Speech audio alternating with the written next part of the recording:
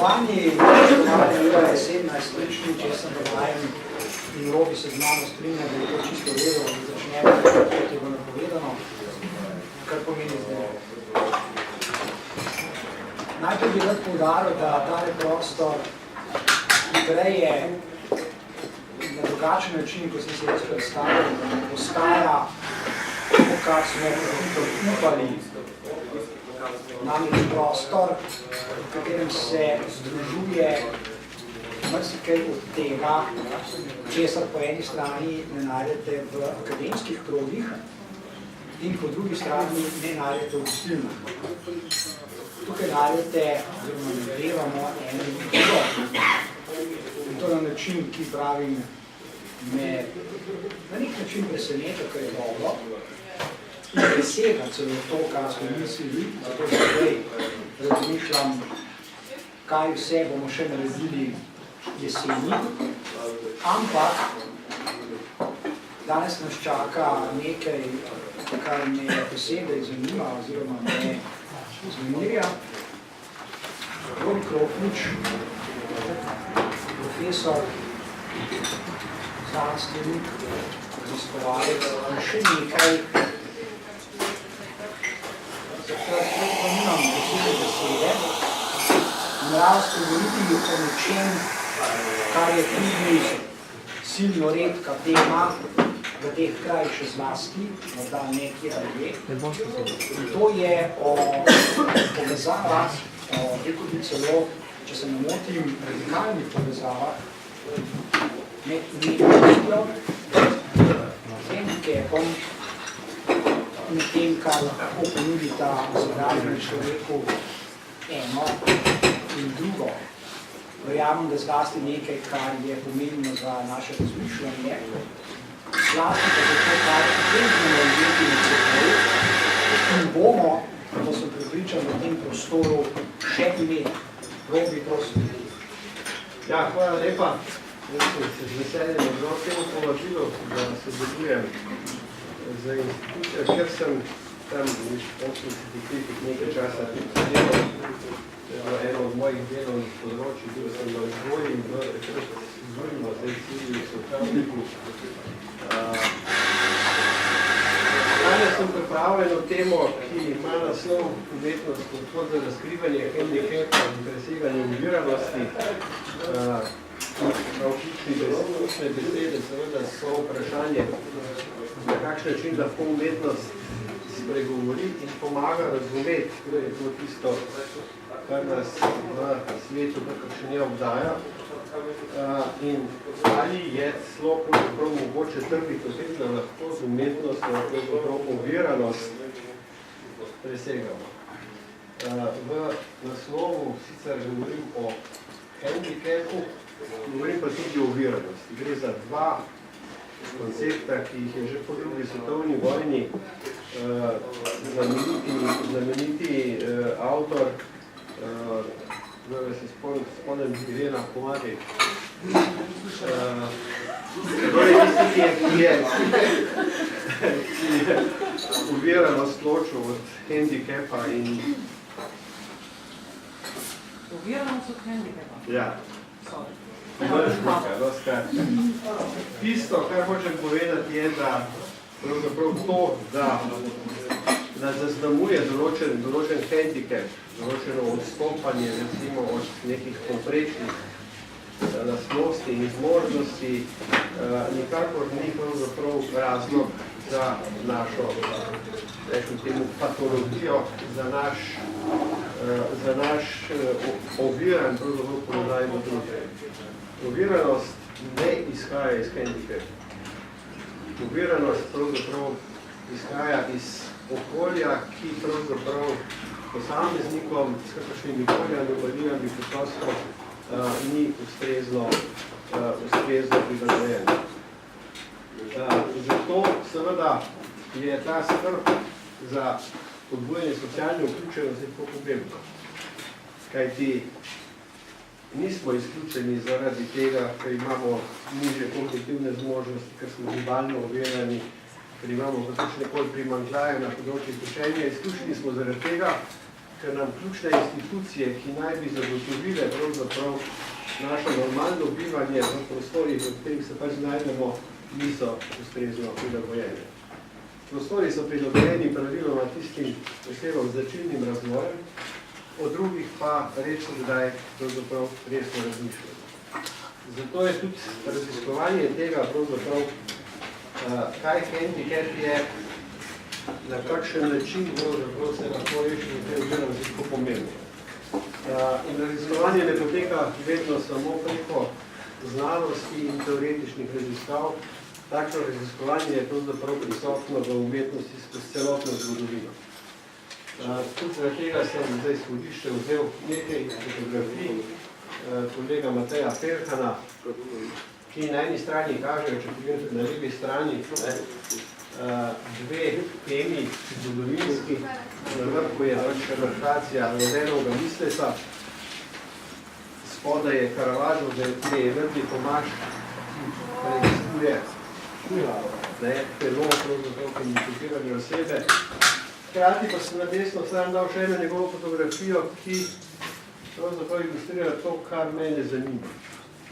Ali lahko torej v imaginaciji in skozi pravzaprav ustvarjanje z imaginacijo vendar le plujemo čez mostovi, ki niso realni in seveda naredimo bivanje pravzaprav za nas in za okolico, ki nas obdaja pravzaprav bistveno bolj bogato. Mogoče samo še ideja o prostoru, kjer se danes nahajamo. V 80-ih letih je sociolog Ray Oldenburg, ki je proučeval različne družbene prostore, še posebej tiste, ki so se vzpostavljali tam konc 80-ih let, to je čas tistih znamenitih študentskih nemirov, raznih gibanj, ko so se študenti skupaj s profesorji začeli spraševati v pariških kavarnah, ki so bile na pol zasebni prostor, na pol pravzaprav javni prostor, začel uporabljati termin tretji prostor. To je nekaj med javnim in zasebnim. Nek prostor, kjer lahko pravzaprav svoje osebne poglede stališče delimo pravzaprav z sebi podobnimi ali nasprotujočimi, brez da bi se zatekali v neke akademske ali drugačne pravzaprav klišeje, standarde, se pravi, lahko pripravljamo pogovore na nekoliko drugačen način, lahko uporabimo medije razmišljanje v taki obliki, ki običajno recimo v akademskih, v tukajšnjih vidnih razpravah politično niso prisotni. Zato so ti prostori izjemno pomembni. Po tistem obdobju so za nekaj časa kar sledi, da izginali, pa so se spet začeli vračati v obliki skvotov, avtonomnih con in na srečo tudi takih prostorov, ki so čisto regularni, pa vlastniki v takih prostorov vidijo priložnost, to je drugačen način izdelovanja, povezovanja, kar se mi zdi izjemno pomembno. Zdaj, kaj bodo izhodiščne ideje? Za začetek sem si vzel dva citata. Enega je prispeval znan francoski filozof Paul Ricoeur, ki je v svojem delu o življenju in naraciji zapisal med drugim takole. Kar imenujemo subjekt, nam ni nikoli dano na začetku. Ali če nam je v nevarnosti, da je reducirano na narcisistični, egoistični in skop ego, natančno od katerega nas lahko odreši literatura. Namesto ega, zaljubljenega vase, zraste sebstvo, poučeno od kulturnih simbolov, med katerimi so prve zgodbe, ukoreninjene v naši literarni tradiciji, in te zgodbe nam dodelijo enotnost, ki ni substancialna, ampak narativna. Videli bomo, da je osnovna ideja Paula Ricoeurja v tem besedilu ta, da seveda, ko primerjamo recimo upodobitev življenja v umetnini, ampak je govorici o literaturi, ampak povsem enako se nam zgodi, če imamo pred sabo sliko, fotografijo ali kakšen drug medij. Da seveda življenje ne moramo izenačiti s to upodobitvijo. Da je seveda neka plovba v domišljiji, v imaginaciji preko umetnosti je nekaj drugega kot umazana realnost, ki jo živimo. Ampak vendarle so zgodbe tiste, ki nam pravzaprav omogočajo vzpostaviti sebe kot subjekta. Sebe kot subjekta na drugačen način, kot zgolj pravzaprav preko nekih svojih na prvo žogo želja, prepričanj, stališč, svojih egocentričnih predstav. Zgodbe so tiste, ki nam odprejo pravzaprav vrata v svet drugih, drugačnih, hendikepiranih, zdravih, ogromnih, tistih, ki so v družbi uspešni. In seveda, če smo sposobni te zgodbe poslušati, se nam zgodi nekaj neverjetnega, da se tudi pravzaprav mi sami in naše sebstvo začne pravzaprav bistveno spreminjati. Značilnost racija je, da se hitro zadovolji z nekimi formulami, da se hitro pravzaprav sestavi neka podoba, ki nam daje neko navidezno sklenjenost in celovitost, ampak v enem trenutku, ko pravzaprav ob takšni perspektivi naletimo na nekoga, ki je drugačen od nas to neverjetno zmoti. Nas to spravi v zadrevo. Se prestrašimo, odreagiramo pravzaprav z neko distanco. Zato je tudi vprašanje inkluzivnosti ali pa podporov zoper pravzaprav tak ideal. Vprašanje tega, koliko smo sposobni pravzaprav popolnoma drugačne življenjske poteke, percepcije, identitetne zgodbe, sprejeti pravzaprav kot del našega sveta. In na to pravzaprav prilagoditi tudi svoje lastno sebstvo. No, drug citat, ni citat, je pravzaprav misel, ki sem jo izpeljal ob branju pravzaprav zadnje monografije Gerta Tiste, ki ima naslov Pustimo umetnosti poučevati, po kateri lahko rečemo, da je umetnost mogoče najbolj privilegirano mesto subjektifikacije v vzgoji. Zdaj, kaj ta izraz pomeni? Ko razmišljamo o vzgoji, izobraževanju, običajno pomislimo na to, da je namen teh dejavnosti, da razvijamo neke kompetence, znanja, spretnosti, ki jih rabimo ali v poklicnem življenju, ali pač v nekih hobijih, s katerimi se ukvarjamo, in to je pravzaprav primarno naloga izobraževanja.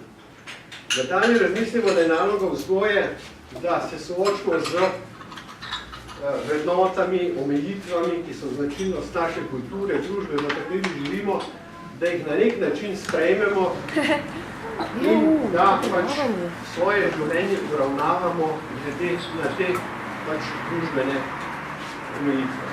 To je naloga socializacije. Ampak kako postanemo subjekti? Kako postanemo bitja, ki se ne samo prilagajamo na svet, v katerem so se znašli, ampak ga lahko tudi kreiramo, ga lahko spreminjamo, se lahko upiramo krivicam. Ali je vzgoja kakorkoli povezana pravzaprav z to nalogo? Tukaj seveda naletimo na zelo zahtevne teoretske probleme, kajti kot je že Kant pred 300 leti zapisal, je glavni paradoks vzgoje ta, da zelo ciljamo k temu, da bi človek postal samostojen, svoboden, kritičen, neodvisen, vzgoja je pa vedno neka oblika podrejanja. Kako torej o podrejanju razviti to samostojnost? Kako vzgoji pripisati možnost subjektifikacije? Ne subjektivacije, ne razvijanja tistega, kar mene kot posameznika določa in loči od ostalih, ampak subjektifikacija, kar me dela pravzaprav dejavnega, aktivnega v situacijah, v katero vstopa. Malo je pravzaprav dejavnosti v vzgoji, pri katerih lahko prepričljivo pokažemo, da je takšen cilj uresničljiv. Zdaj, še ena asociacija mi je prišla na en starejši vir. V 20 letih je v Nemčiji delal doktorat en srbski psiholog Vicencije Rakić. In v tem doktoratu je v duhu neodarvinizma razmišljal pravzaprav, kakšno funkcijo ima vzgoja za to, da bi človek, kakršno je človek, lahko uspešno deloval v svetu. Zdaj, kako je razmišljal? Rekel je, značilnost pravzaprav vseh živih biti je, da zato, da bi lahko preživeli, se morajo na svet ustrezno prilagoditi. Posebnost človeškega bitja pa je ta, da za preživetje ne rabi vedno zgolj prilagajanje na obstoječe stanje, ampak lahko pravzaprav svet, v katerem živi, tudi spreminja. Danes vemo, da ga lahko spreminja v dobro ali pa v slabo, ampak vendarle. In potem razmišljam naprej, kako se prilagajamo na obstoječi svet in kako pri tem uporabljamo vzgojo, to poznamo. Vemo, kako poteka, smo rekli, razvoj nekih spletnosti veščin, kako poteka socializacija. Ampak ali lahko za vzgojo krepimo tudi sposobnost za aktivno držo? In ko je iskal področje vzgojnega delovanja, kjer lahko prepričljivo pokažemo, da je takšna subjektifikacijska moč vzgoje možna, je pravzaprav omenil dve stvari.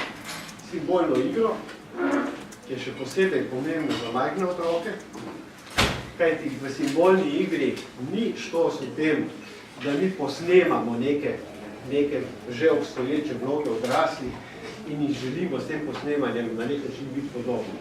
V simbolni igri pravzaprav vedno kreiramo, z mišljijo kreiramo način, kako mi vidimo neke vloge. In drugo področje se je področje umetnostnega ustvarjanja, kjer je naša možnost svobodnega izražanja, pa tudi vstopanja v komunikacijo z velikimi umetninami, tista, ki nas pravzaprav prestavi iz položaja, kakršni smo, v neke vloge, kakršni lahko postavljamo. Skratka, mi si bomo danes pogledali na kratko, kako je Hollerich Krft na primeru recimo branja besedila pokazal, zakaj branje ni samo vstopanje v nekaj obstoječega, zakaj branje besedila ni samo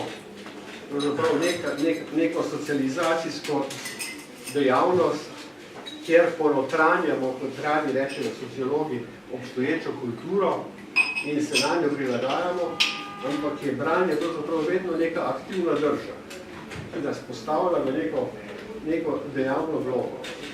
No, v drugem delu pa si bomo pogledali nekaj primerov umetnosti z področja slikarstva, fotografije in en vložek bom dal še z filmom, ki pokažejo, na kakšen način lahko s pomočjo umetnin prepoznavamo na eni strani krivične odzive, recimo družbe na hendikepirane osebe in na kakšen način lahko hendikepirani preko umetniškega delovanja spostavljajo sebe v svetu kot subjekt. To sta nekako dve legi, ki bomo pregledali. Ampak najprej nekaj malega teorije. Omenil sem že, da vzgojo in izobraževanje običajno pravzaprav povezujemo z tremi cilji. Z kvalifikacijo, se pravi z izobraževanjem za to, da razvijamo neka znanja, veščine za upravljanje poklicnih dejavnosti, socializacijo in subjektifikacijo. Subjektifikacija je tisto, kar nas pravzaprav dela posebne in kar nas pravzaprav tudi dela dejavne člene, pravzaprav ko vstopamo v svet. Seveda, ta dejavnost je lahko destruktivna, lahko je konstruktivna. Tisto, kar želi, recimo, Gerd Bista, ki je avtor te klasifikacije pokazati, je vprašanje, kako lahko sami sebe subjektificiramo na način, da vstopamo na svet, kakršen je na nek odgovoren način. Se pravi, ne na način, da svoje uspehe podlagamo pravzaprav z zatiranjem drugih, ampak na način pravzaprav, da svoje želje, svoje aspiracije prilagodimo pravzaprav temu, kar je za življenje v svetu potrebno, za kvalitetno bivanje nas in tistih, ki nas okrožajo. Bom pa to pokazal najprej z argumentacijo Paula Ricoeurja. V majskem predavanju se bom pa bolj osredotočil na to, kako svoje ideje o solidifikaciji razvija premenjeni Gerd Biska.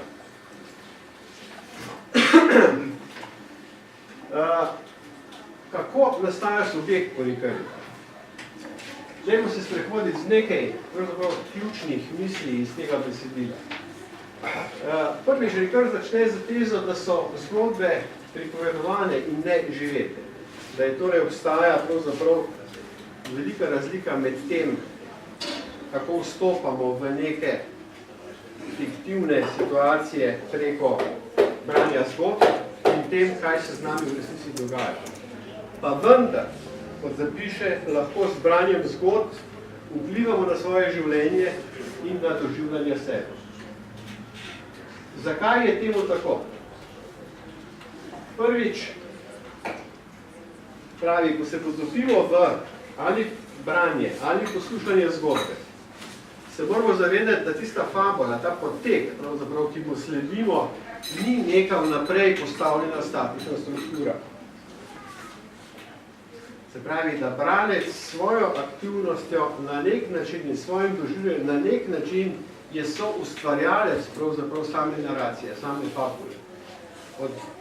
Branec vstopa v branje z neko svojo predstavo, kaj pričakuje, kako si zamišlja, da se bo zgodba razvila.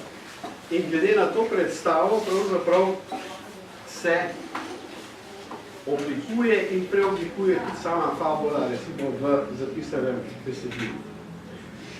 Sledenje zgodbe je namreč, kot pravi Ricoeur, zapleten proces, ki ga vodijo naše pričakovanje zaključka, pričakovanja, ki jih spreminjamo v poteku zgodbe, dokler ne sovpadajo z zaključkom. Se pravi, branje je izrazito aktiven proces. In seveda vsako branje, gledanje, poslušanje, vsak stik z umetnostjo ima podobne značilnosti. Seveda lahko se v stiku z umetnino ne zgodi nič, takrat pač stika ni. Če pa pride do tega stika, pa se v resnici pravzaprav umetnina do konca sestavi šele v glavi in v doživljanju samega odjemalca. Se pravi, ultimativni lastnik sporočila ni pisatelj, slikar, fotograf. Ultimativni lastnik sporočila je tisti, ki se je potopil v to zgodbo in jo pravzaprav na svoj način doživel.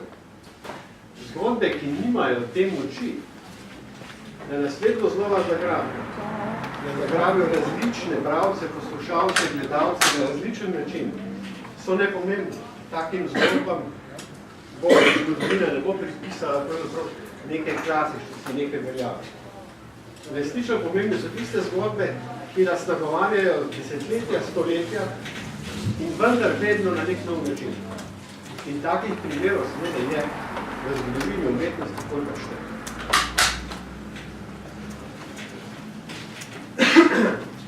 Naslednji problem, s katerim se sreča Ricoeur, je vprašanje pravzaprav, kako razmišljati o tem, o tej aktivni subjektifikacijski vlogi odjemalcev umetnine, če pa vendar le bistvo pravzaprav visoke umetnosti to, da je prenašalka tradicije.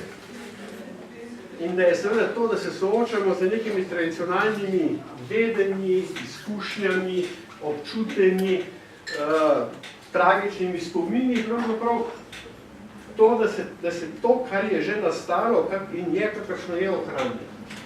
Kako da razmišlja? Vzpostavljanje tradicije je odvisno od interakcije dveh neodvisnih dejavnikov. Od inovacije, ki se odvija v domišljiji, imaginaciji bralca, poslušalca, in od sedimentacije, se pravi uskladiščenja nekih pomenov v ohranjeni zgodbi v obliki nekakšnega modela ravnanja. Zakaj je temu tako? Ker so modeli, ki izhajajo iz preteklih inovacij, vodič za kasnejše eksperimentiranje v narativni domeni. V imaginaciji namreč ne ustvarjamo iz niča od nikoder, ampak uporabljamo modele iz tradicije. Se pravi, seveda umetnost nam predstavlja neke modele možnega ravnanja, možnega razmišljanja, možnega raziskovanja.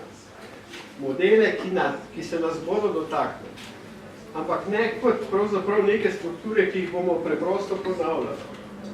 Ampak kot nek vodič, pravzaprav idej, ki so se usedle, sedimentirale v naši zavesti zato, da na njihovi podlagi ustvarimo nekaj novega.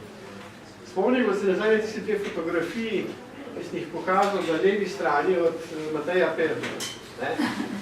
Kako je recimo sprememba položaja rodenega misleca, ki ga je položil na invalidski voziček, pravzaprav bistveno vplivala na drugačnost sporočila, kot je prisotna v izvorni umetnini. In kako je nejeverni Tomaž, ki ima seveda znotraj krščanske mitologije neko svojstveno vlogo, na specifičen način povezan z vprašanjem preverjanja, ali je nekdo res hendikepiran ali ni, ali si lahko zato dovoli pravzaprav legitimno, da se mu okolje prilagaja ali ne. Vemo, da je danes vsaka stvar normirana, da če ne dobite natančne odločbe, kaj vam manjka in v kakšni meri, bo to za sabo potegnilo, da pravzaprav se vam ne bo prilagajalo, delovno mesto se vam ne bo prilagajalo, recimo način poučevanja in tako dalje in tako dalje. Se pravi, da so neki modeli, pravzaprav sporočili iz preteklosti, lahko odličen medij za to, da jih z predstavitvijo v neko drugo polje družbene realnosti uporabimo za dodatno refleksijo.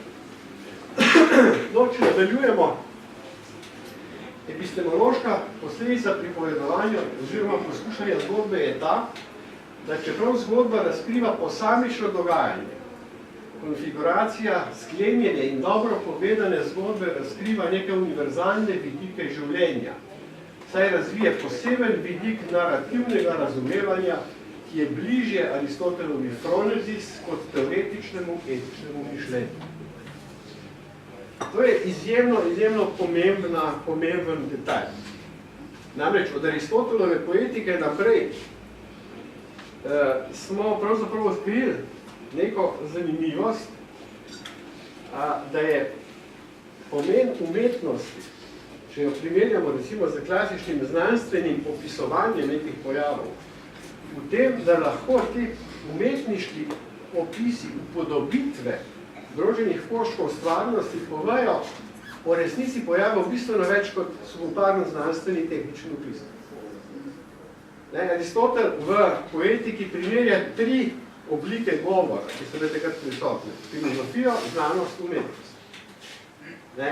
In kaj ugotovi? Da če se vi hočete iz nekih zgodovinskih dejstev nekaj naučiti, lahko ali berete pravzaprav neko zgodovinsko knjigo, ki vam bo natančno podajala pač neke informacije pravzaprav o dogodku, ki se je zgodil. Lahko pogledate neko klasično tragedijo, ki je upodobila določen zgodovinski dogodek na seveda nek imaginativen način, ali lahko berete filozofsko razpravo, kjer razmišljamo pravzaprav o nekih družbenih konceptih in preko tega pravzaprav poskušamo razumeti, kaj se je zgodilo. Najmanj se lahko naučimo iz znanstvenega opisa. To, da lahko nek pojav detaljno opišemo, izmerimo, postavimo pravzaprav neke koordinate objektivnih dejstev, nam o pomenu tega pojava ne pove popolnoma nič. Ko iščemo pomen, smisel določenega pojava, se moramo zateči ali k filozofski refleksiji, ki je pravzaprav po svoji naravi deduktivna, ali k upodobitvi tega, kar filozofija pravzaprav v svojih teorijah razvija. Ker pravzaprav spoznavamo preko posamične situacije, se pravi po induktivni poti. Se pravi, umetnina ni, kot so pogosto prevajali pojem mimezis, ni posnemanje nekega dogodka. Ker če bi bila umetnina samo posnemanje nečesa, kar se je zgodilo, bi bilo pravzaprav to nepomembno. Ja, mogoče bi lahko rekli, tudi na ta način lahko ohranimo spomin na neka dejstva. Ne? Pomen umetnosti je v tem, da je umetnina upodobitev. Se pravi, da umetnik upodobi nek pojav tako, kot ga je sam videl in doživel. V tej upodobitvi je že pravzaprav skrita neka možna razlaga. Razlaga, ki ne izhaja iz nekih univerzalnih filozofskih resnic, ki jih običajno v obliki nekih etičnih načel postavljamo kot izhodišče za naše razmišljanje, ampak razlaga, ki je upodobljena na praktičen način, ki nam pove, kako se lahko v neki kritični družbeni situaciji v resnici odločimo, da bo posledica teh odločitev ali pozitivna ali tragična. Grki, kot veste, da so opisovali predvsem tragične izbire. Ampak včasih se iz tragične izbire lahko naučimo več kot iz srečnega naključja. To je pravzaprav to, na kar opozarja Ricard. Ta zmožnost sprejemanja pravzaprav praktičnih odločitev, ki so pravične, ki niso odločitve, ki izhajajo pravzaprav iz nekih naprej postavljenih normativnih režimov, ampak iz tega, da smo v dani situaciji ugledali pravzaprav najboljši način, da zapete rešimo, je tisto, kar zaznamuje Aristotelov fronezis oziroma praktično modrost. Ali kot je Aristotel zapisal, pomen umetnosti je, da dopolnjuje filozofsko refleksijo. Da poleg nekih abstraktnih ugotovitev, kako bi bilo potrebno živeti, da je družba pravična, nam pokaže na konkretni ravni primere takšnih pravičnih ugotovitev. In v tem je umetnost nenadomestljiva. Noben drug medij, ki ga je v svojem času opisoval Aristotel, nima te moči. In do danes lahko rečemo, da so te ugotovitve prav takšne, kot so bile pred 2500 let.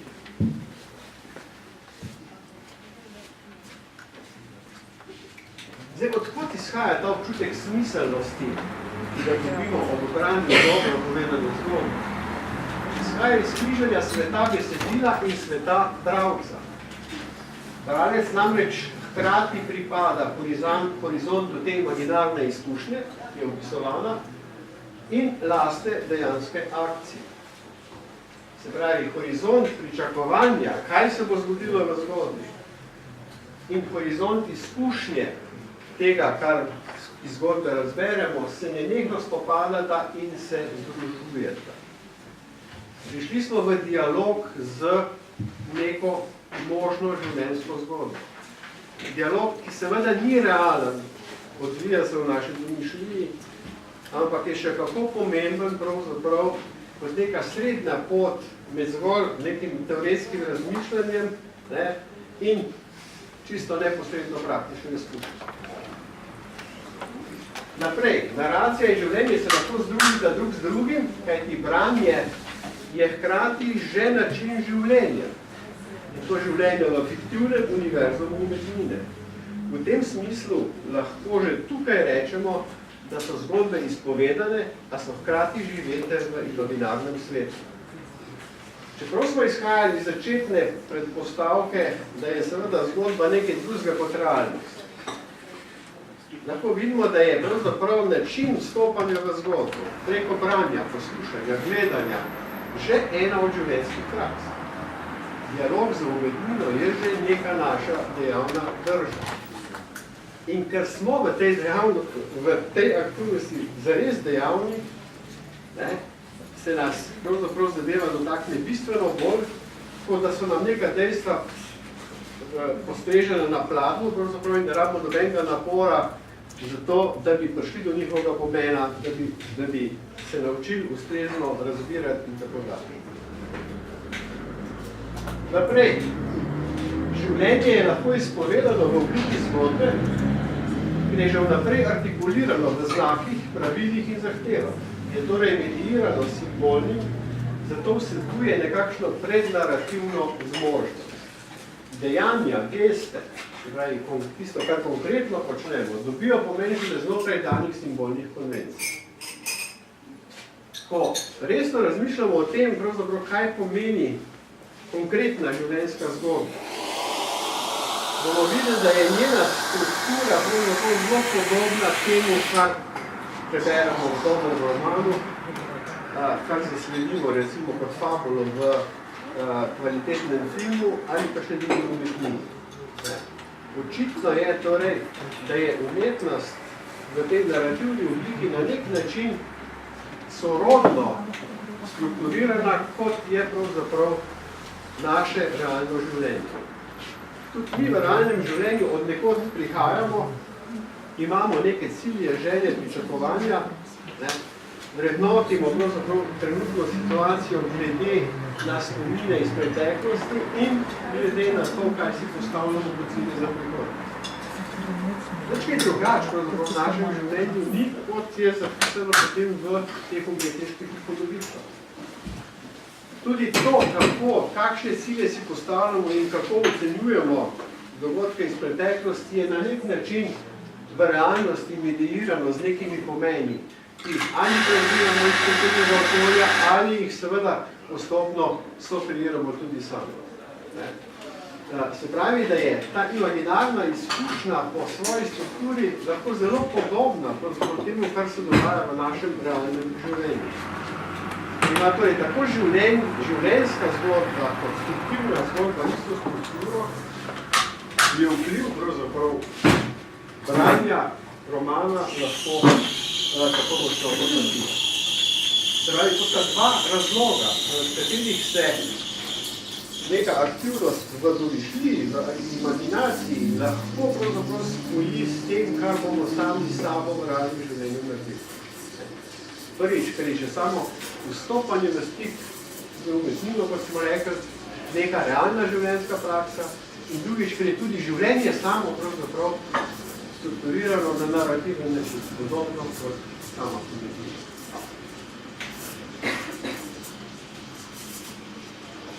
Če torej vse življenjske izkušnje medirajo simbolni sistemi, jih medirajo in jih s tem dodeljujejo pomene tudi zgodbe, ki smo jih slišali, kar je zdaj že samo posebej razumljivo. In enega od najbolj očitnih načinov, ki pokaže pravzaprav, kako pomembna za življenje lastnega življenja je zgodba, razkrije ravno psihoanalitična praksa. Kako poteka, recimo, odpravljanje nekih potlačenih konfliktnih situacij, recimo, ki pravzaprav motijo naše bolj kvalitetno doživljanje in pravzaprav mentalno delovanje, recimo znotraj psihoanalitična. To, da se potrudimo pomagati analizantu, da prikliče pač neke potlačene vsebine v svoj spomin in da iz njih pravzaprav ustvari neko prepričljivo, smiselno življenjsko zgodbo. V trenutku, ko iz vsega tega, kar vemo vse, v svoji preteklosti in načina, kako zaznamamo tudi svoje cilje za prihodnost, ne moramo več sestaviti neko smiselno celoto, kaj smo tudi šprici. Pravi, ko je naša narativna zmožnost ne omogoča več, da samega sebe sprejemamo pač kot neko smiselno celoto, takrat bo nastopila huda eksistencialna kriza. In metode, ki nam omogočajo pravzaprav svoje lastno življenje pretvoriti v neko smiselno pripoved, jo izraziti ali samo sebi, ali pa tudi nekomu, ki nas je pripravljen poslušati, so tiste, ki nam omogočajo pravzaprav k boljši psihični in tudi fizični kondiciji.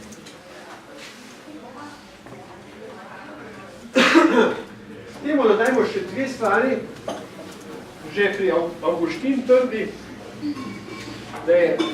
da raziskano življenje pomeni poglabljanje v človeški čas kot neskladje med pričakovanji, kar on imenuje sedanjost prihodnosti, spominom, kar imenuje sedanjost preteklosti, in pa pozornostjo, kar pomeni sedanjost sedanjosti.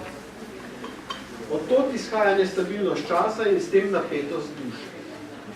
To, da smo bitja, pravzaprav, ki nas določa preteklost, ki se ne moremo popolnoma izogniti.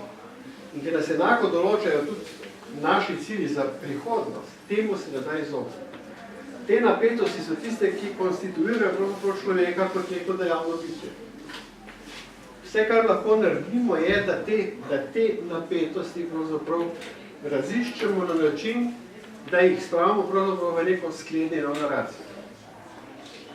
Takrat seveda bomo lahko te napetosti pretvorili na mesto travm v pravzaprav neke produktivne sile, ki nas peljajo k novim rešitvam. Enako trdi Aristotel za tragedijo, ni tragedije brez dramskih zapletov, pojmane peripatije, brez udarcev usode, brez harmatije, ki jo ustvarja prej nevednost in zavračanje kot zlohotnost.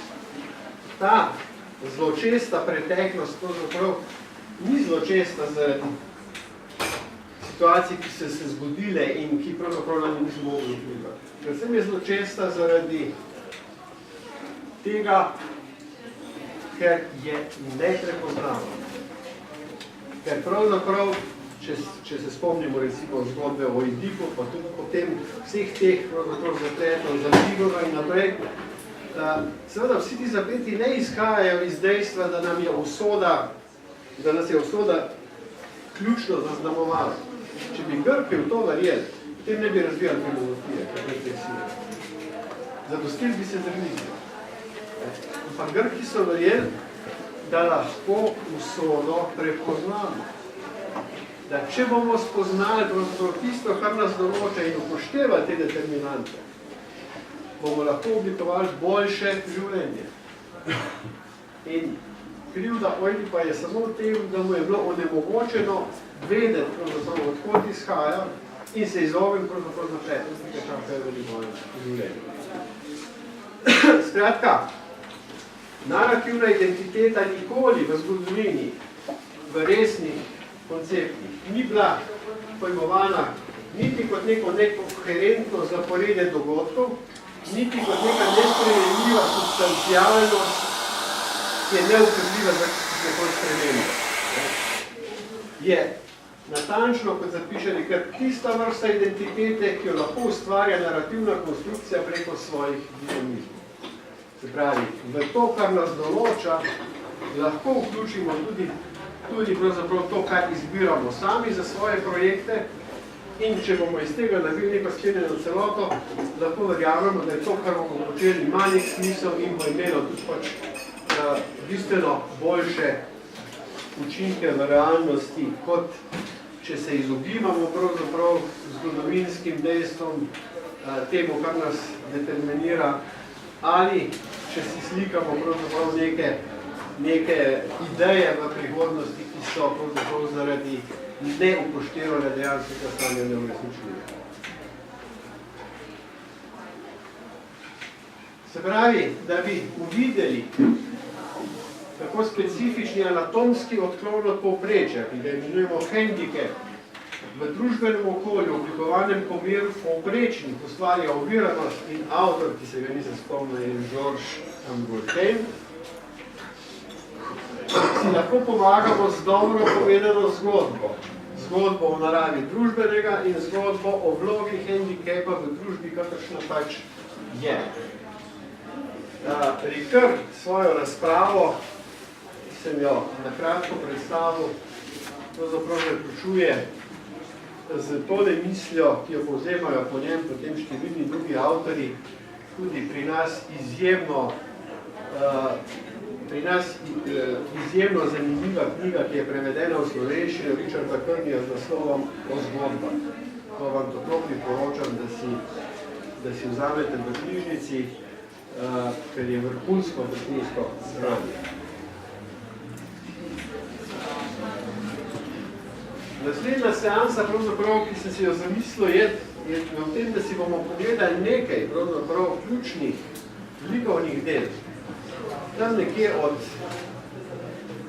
začetka 16. stoletja naprej, ki prikazujejo različne družbene odzive na handicap. Delno sem to metodo pobral po francoskem filozofu Michelu Foucaultu, ki je v svojem delu Norost v obdobju klasicizma opisal pravzaprav dve značilni metafori izključevanja v zgodovini. Sam sem to metodo nadgradil z odkritjem še tretje metafore. Skratka, pokazal vam bom tri ključna zame likovna dela, ki pravzaprav izkazujejo neinkluziven odnos do drugačnosti. Se pravi, nelagodje, ambivalentnost ali celo strah ali odkrito zavračanje pravzaprav tistega, kar ne moramo pravzaprav povezati z svojim doživljanjem in svojim načinom bivanja. To metodo običajno uporabljam pri svojih študentih kot prvi način vstopanja na to, da prepoznamo pravzaprav značilne obrazce pravzaprav ekskluzivnosti, izključevanja pravzaprav identificiranih vseh.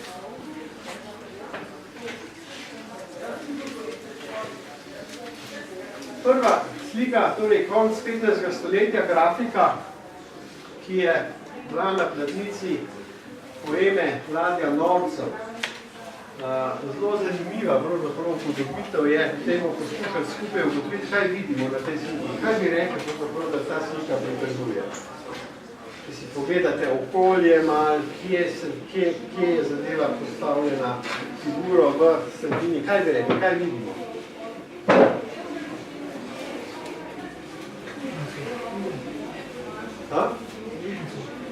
Ja, res je, vidimo knjižnico, zanimivo, da študenti tega praviloma ne pogruntajo.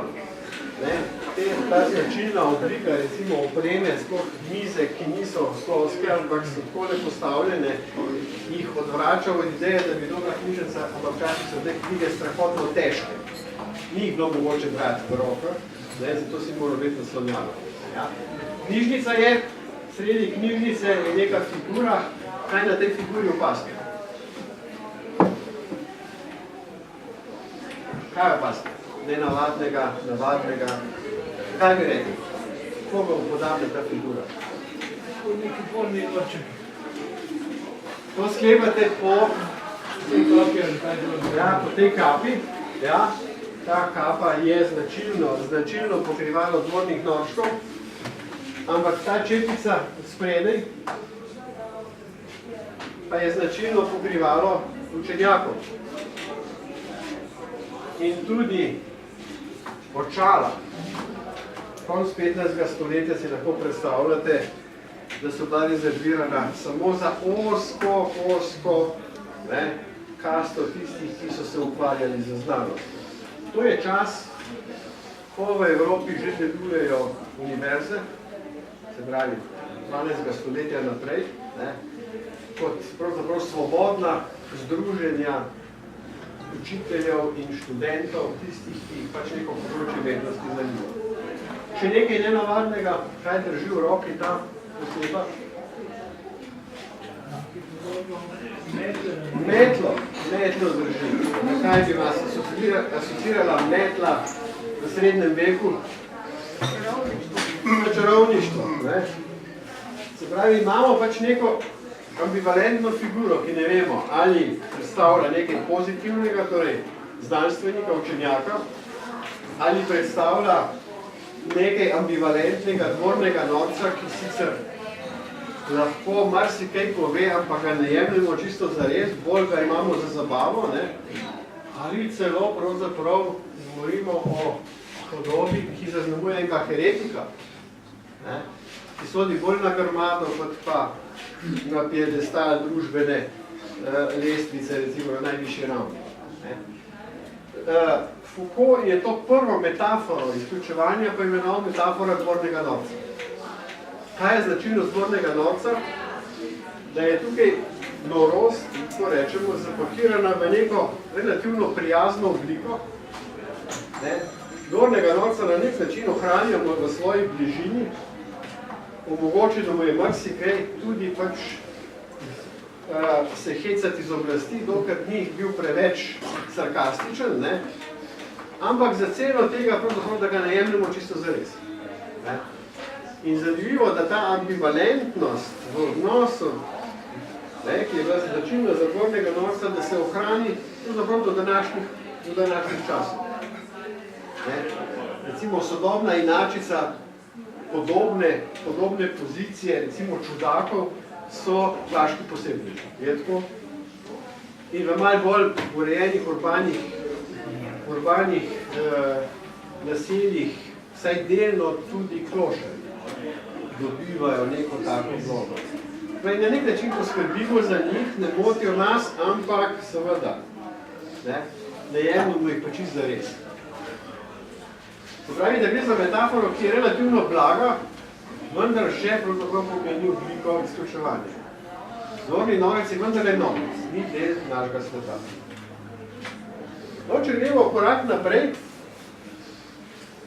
preden še pravzaprav gremo korak naprej, naj pravzaprav komentiram še to podobo, zakaj sem postavil tudi kip Cervantesovega Don Quixota, ker velja Don Quixote za prvi evropski roman.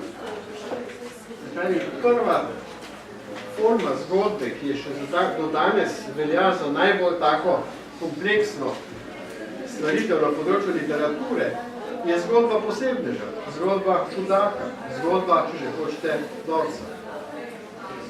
Najbrž to nekaj piše. Gremo na drugo sliko, upam, da vidite. To je slika, torej naslikana v podobnem obdobju. Njen naslov je pravzaprav enak kot naslov tiste poeme, ki sem jo prej omenjal, ampak sporočilo te slike je bistveno drugače. Kaj vidimo na tem dobici, ko imane ladje norce? Odprto? Ja, zelo je drugače se. Kaj opazite? Zanimljivega, nenavadnega, razumljivega, nerazumljivega. Kaj bi rekel? Vredo, tu imate neko plovilo, kaj poleg tega še vidimo? Kaj so te figure? Kaj te figure predstavljajo na tej sliki? Kaj bi rekel? Koga prepoznate? Trubadurja, spet dvornega norca, meniha. Tu so kakšni rokodelci, tudi blazneži so tukaj, samo blazna oseba v tem času bi se kopala gola v prisotnosti drugih. Se pravi, da je na nek način podobno kot recimo v značilnih mrtvaških plesih, da slika na pravzaprav cela paleta vseh družbenih slojev. Je tako, vsi so na istem čovnu. To je prvo sporočilo. Kaj še opazimo nenavadnega?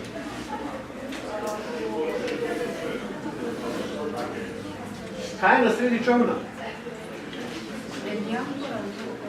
Je to jambor ali kaj družba? Drevo. Zakaj drevo namesto jambora? Kaj bi lahko to drevo simboliziralo?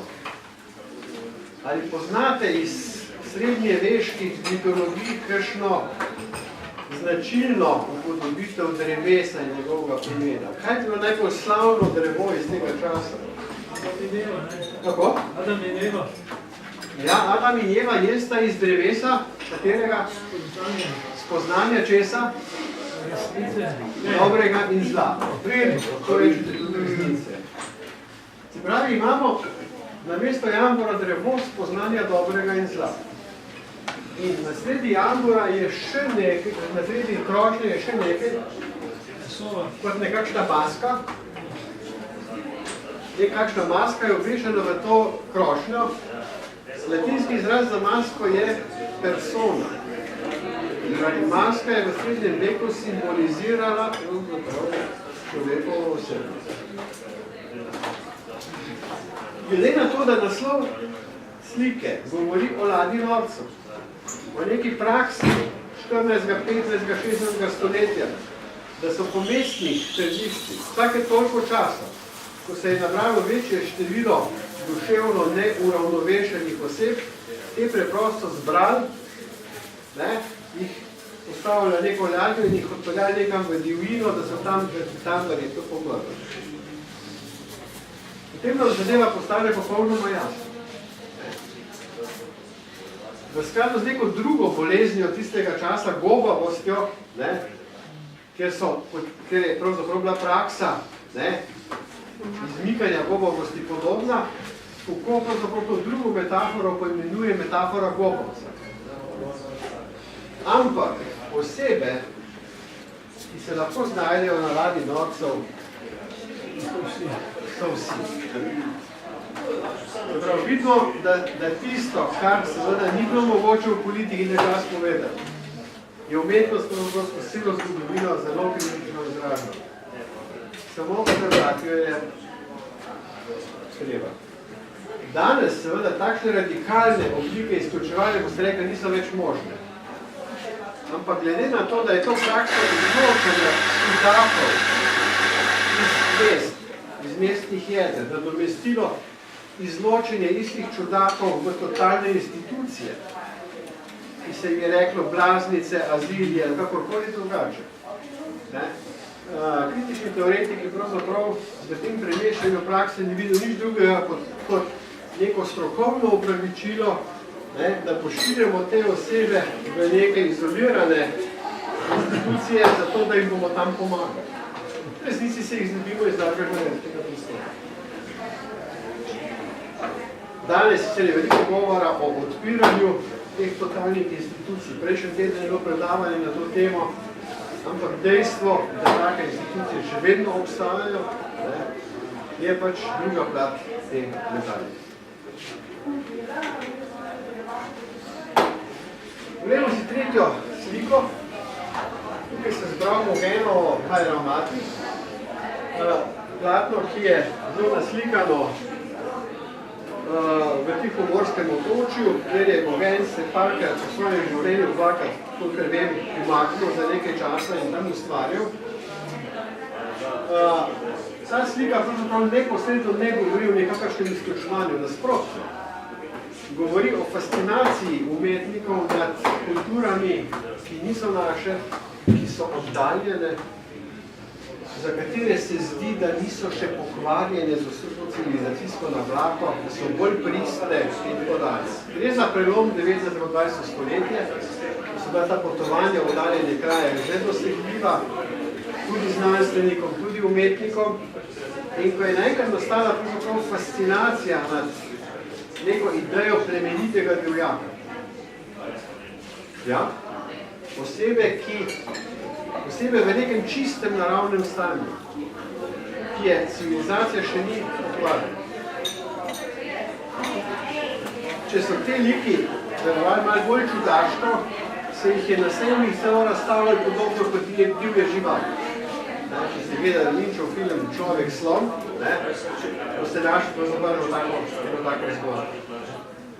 Ampak ali to, da nas neka tujost fascinira, v resnici pomeni, da smo vzpostavili do te tujosti, do tega plemenitega divjaka vključujoč odnos. Gogen je hodil tja na počitnice. Zelo fajn se je imel, rekel je, nikjer ni tako lepo kot tukaj, veliko je ustvarjal, ampak vedno se je vračal. Danes hodimo v oddaljene kraje spet na počitnice. Da z varne distance opazujemo tisto, kar ni naš svet. Izjemno radi imamo določene oblike te divjosti, recimo romsko glasbo, ples. Ampak ko nas nekdo vpraša, ali bi imel Roma za soseda, rečemo, a to pa ne. Ali je to vključujoče ali izključujoče? Najbrž veste, o čem govorim.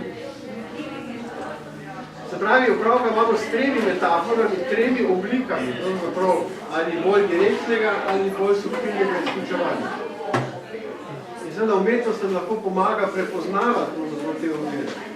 Tako da ne sprememo kot samoumevno neko obliko odnosa, ki se nam zdi neproblematična v resnici, pa kaže na našo zadrego v odnosu do hendikepa, na našo distanco, ki jo moramo vzpostaviti. Zakaj? Zato, da bi obranili integriteto lastnega ega. Ker nismo sposobni svojega ega odpreti za drugačne forme življenja, za drugačne perspektive in sodelje. To, o čem je govoril Paul Ricoeur. Ampak tukaj sem uporabljal predvsem vrhunske umetnine kot prikaz nekega opozarjanja na življenjske prakse in pomene, ki jih velja pravzaprav razumeti in spostaviti do njih ustrezno distanco, ker so nepravični. Ko govorimo o raziskovanju podobno inkluzivnega ali neinkluzivnega odnosa do hendikepa, recimo v evropskem filmu, je tukaj cel kup pravzaprav primerov dosti kakovostnih filmskih zgodb. Recimo jaz bi tudi španski film o enem fantu z Downovim sindromom, ki je prvi, ki je v Evropi dosegel univerzitetno izobrazbo, kljub temu, da je šlo za osebo z motnjo v duševnem razvoju. Je film Prijatelja in Tačibos, francoski film, ki kaže pravzaprav način, kako oseba, ki ima vse pravzaprav materialne pogoje, da si izbere, glede na svoj hendikep, gre za tetraplegika, najboljšo možno obliko življenja, pravzaprav zavrne vse te profesionalne delovalce in izbere pravzaprav enega črnskega mladeniča, ki pojma nima v negi, ker verjame, da se pač nekaj da naučiti. Če imaš ob sebi človeka, ki se mu hendikepirana oseba ne smili in ki to z njo pravzaprav spostavlja nek najbolj običajen človeški odnos. Odnos, ki predpostavlja medsebojno sprejemanje, visoka pričakovanja drug do drugega in tudi pripravljenost učiti se drug od drugega. Medsebojno obliko pomoči.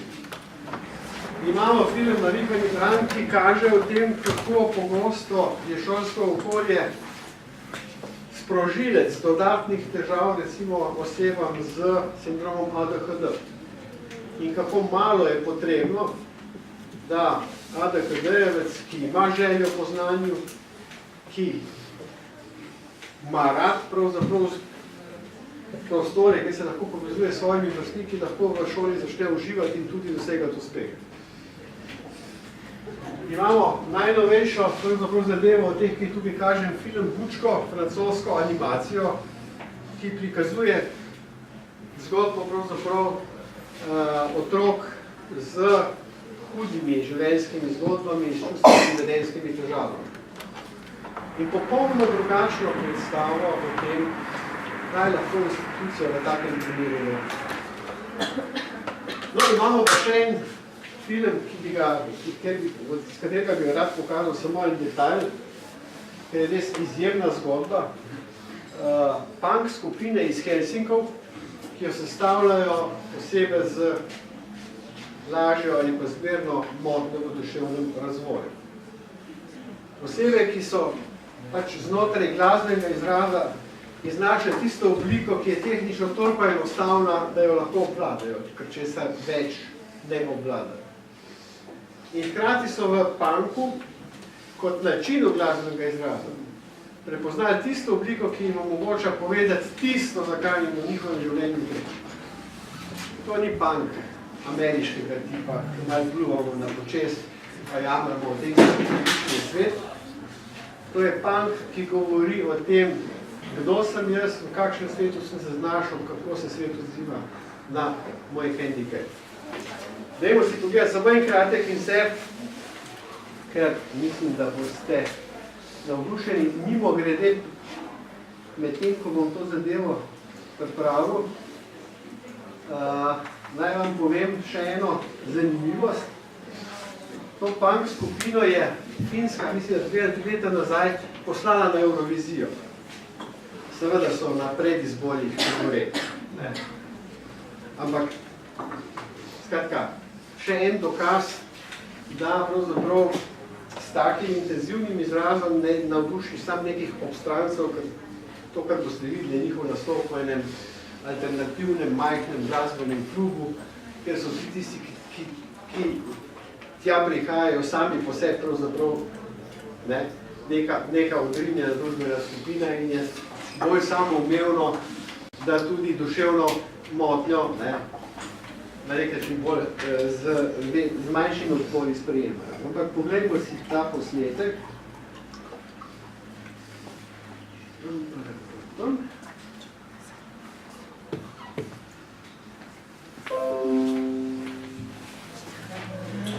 Kyllä riittää meillä tätä vientiä tuonne ympäri Suomea, ympäri Eurooppaa.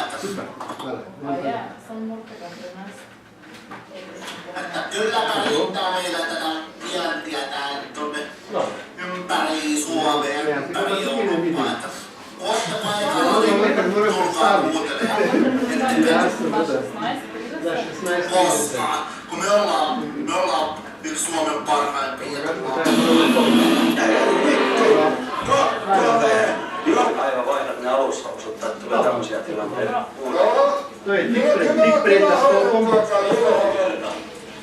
Viimeinen kerta, kun tällaista saa. Glavne pitalista so poslali najprej pod tuš, ker se je nazadno sušira Biblijo v drugih prijetnih. Nyt on nokkatakki päälle ja keikalla.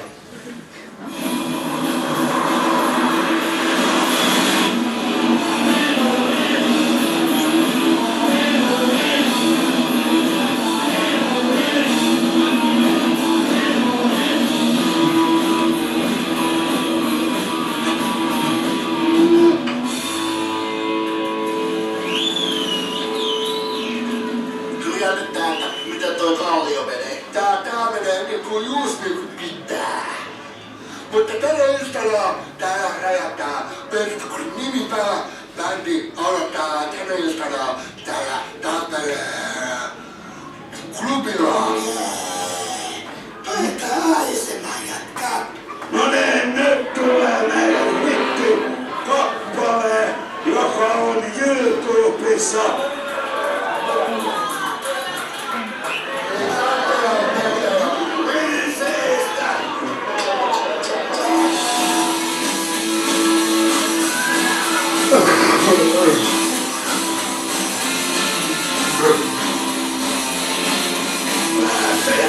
Sulkeva ihmisen suljettuihin huoneisiin. Mutta me ei auta olla niissä huoneissani. Kun ei kukaan huolehdi meistä, ei tule sinne huoneisiin katsomaan. Miten meidän normojen niissä huoneissa käy? Päättäjä on pettäjä, pettäjä on päättäjä. Kun ei meistä kehollista tippaa välitä. Päättäjä on pettäjä, pettäjä on päättäjä. Kun ei meistä kehollista tippaa välitä. Päättäjä on pettäjä, pettäjä on päättäjä. Kun ei meistä kehollista tippaa välitä. Päättäjä on pettäjä, pettäjä on päättäjä. Kun ei meistä kehollista tippaa välitä. Helpos!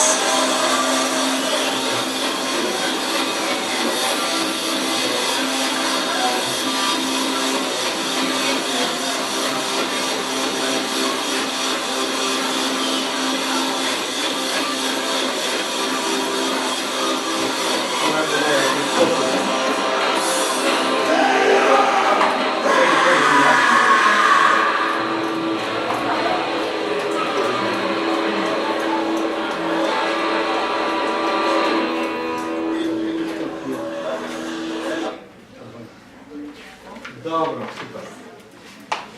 Kaj pomeni pravzaprav takšen način vstopanja v družbo, o tem bom spregovoril na koncu. Zaenkrat bomo nadaljevali to zgodbo še pravzaprav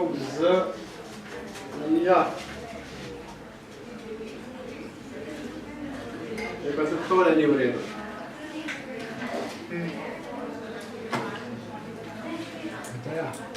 Samo meni mogoče pozirati. Ja, redo. Nadaljevali bomo zgodbo z primeri pravzaprav prakse, ki se je uveljavila v Siriusu, v Kamniku, pod mentorstvom Mateja Perhana in njegovega sodelavca. Gre pravzaprav za ustvarjanje v mediju fotografije, ki ima seveda delno tudi terapevtsko funkcijo, ampak jaz o pravzaprav terapevtski vlogi umetnosti danes ne bom nič povedal. Zanima me predvsem pravzaprav to, kaj lahko pomeni možnost ustvarjanja v enem od umetniških medijev za ustvarjalce same, še posebej, če so ti ustvarjalci sami komunikirani. Ne zanima me umetniški izraz kot nek pripomoček za doseganje terapevtskih učinkov. Zanima me, če rečem tako po domače, samoterapija pravzaprav mene s pomočjo umetniškega izraza. Tu vam bom pokazal 4 strukture, ki sem jih pač potem, ko sem pregledal veliko različnih fotografij, ki so nastale v Siriusu, nekaj sem jih še sam zbrskal od drugot. Delno bodo to fotografije Mateja Perhana, ki je tudi sam pravzaprav s pomočjo te prakse premagal lastno hendikepiranost. Nekaj pa po fotografiji gojencev v Siriusu, ki so postali pravzaprav vrhunski fotografi. Te 4 strukture, ki bom pokazal, so pravzaprav način, kako lahko s fotografijo pravzaprav dosežemo neko predstavitev sebe v nekem širšem družbenem prostoru. Ko namesto, da bi drugi govorili v našem imenu sami, spregovorimo o tem, kdo smo in kaj doživljamo. Nadalje, ko lahko s pomočjo fotografskega izraza nadomestimo komunikacijo v nekem drugem mediju, ki je sami ne zmore. Ko lahko poseba, ki ne more verbalno izražati svojih idej, stališč, to prikaže v nekem drugem mediju. Potem obliko katartičnega preseganja hendikepa. Zdaj, to, rečemo temu, samoterapevtsko dimenzijo, ki jo je Aristotel zaznal pri grški tragediji že 2500 let nazaj in konec koncev izražanje v umetnosti kot oblika družbenega angažmaja, kot način vstopanja v svet.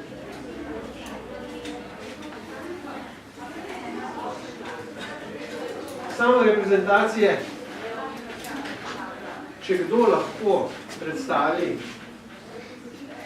specifičen položaj sebe v svetu, seveda potem je to tisti, ki pravzaprav tak položaj doživlja.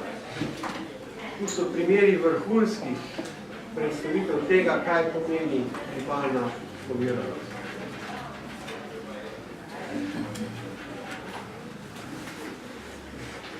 Ali so osebe, ki so močno telesno hendikepirane v neki zakrčeni, resni, seriozni poziciji, ne, lahko se šalijo, kot so vsi ostali, lahko imajo podobne predstave o tem, kaj bi želeli v svojem življenju, kot pač mi brez hendikepa. V nobenih teh zunanjih atributih niso nič drugačnega od nas. In te fotografije to zelo, zelo surovo natančno pokažejo.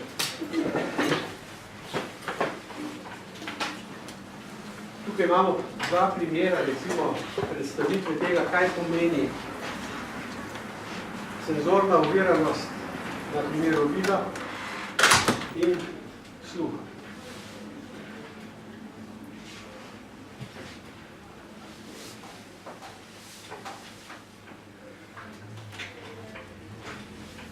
No, in tu so primeri pač fotografij mentorja, gojencev Mateja Perhana.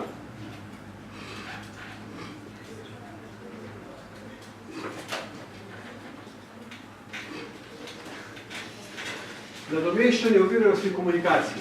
Tu so zbral fotografije avtorja Nina, vrhunske fotografije na razstavi, ki se je ironično imenovala Selfie. kaj pa eni najbolj perverzni obliki, pravzaprav samo reprezentacije, ki danes poznamo. In vendar so ti sebi nekaj čisto drugega. Govorijo o tem, kako izgleda življenje ujeto v številne pravzaprav ovire in kako lahko pravzaprav iščemo sebe tudi v tistih imaginarnih podobah, pravzaprav, ki so enako značilne za neovirane osebe kot za ovirane.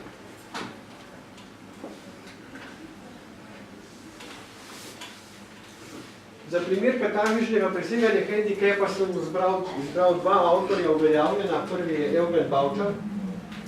Verjetno poznate njegovo zgodbo, za tiste, ki je ne poznate. Gre za človeka, ki je v zgodnji mladosti slepel. Bil je zelo intelektualno nadarjen. Želel si je študirati nekaj, kar se je zdelo takrat znanstvena fantastika, to je umetnostno zgodovino. Ko je prišel s to idejo na Ljubljansko filozofsko fakulteto, so rekli, da je nor.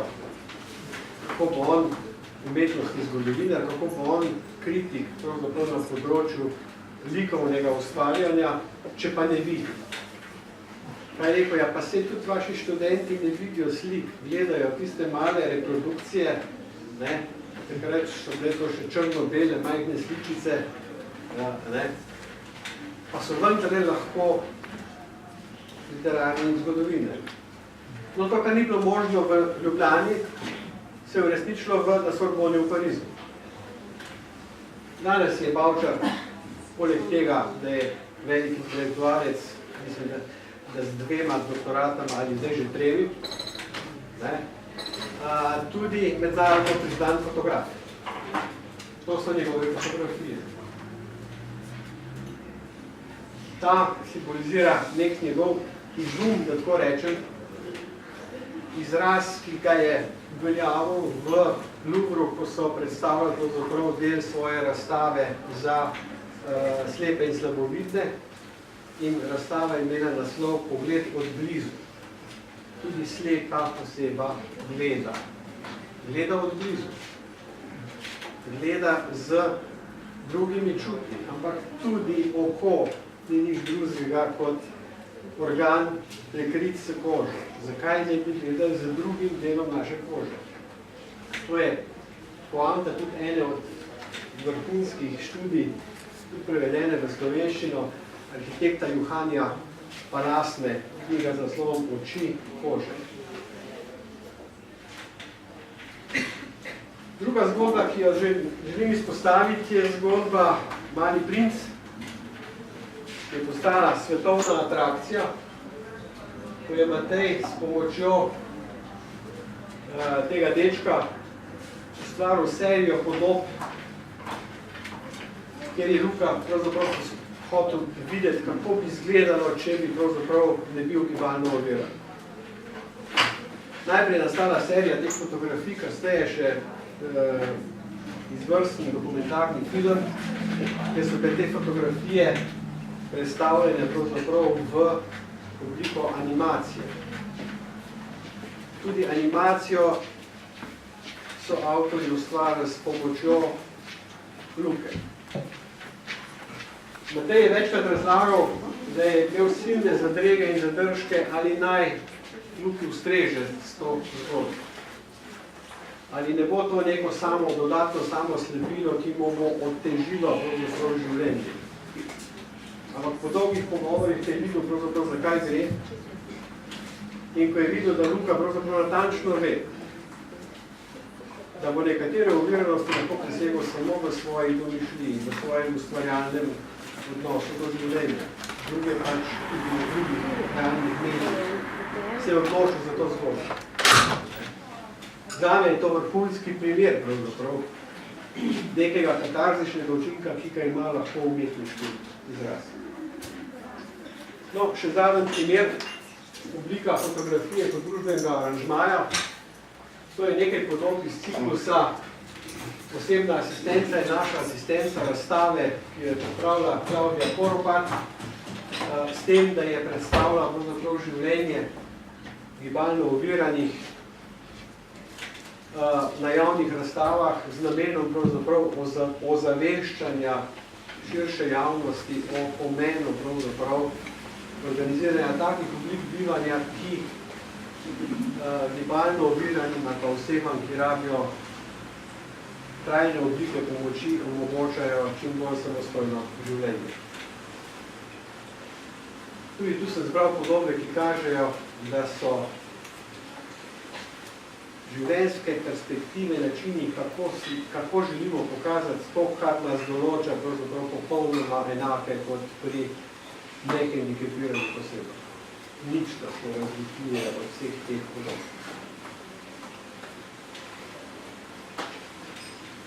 Dajmo zaključiti. Prvo pasažo bom kar prebral, ker sem že malo tujen in ne vem na pamet več, kaj sem hotel s tem povedati. Umetnino lahko razumemo kot način, kako je umetnik upodobil in prikazal svojo predstavo o realnem ali želenem svetu in izkušnjo svojega vstopanja van, kar nam omogoči imaginarno izkušnjo možnega lastnega bivanja.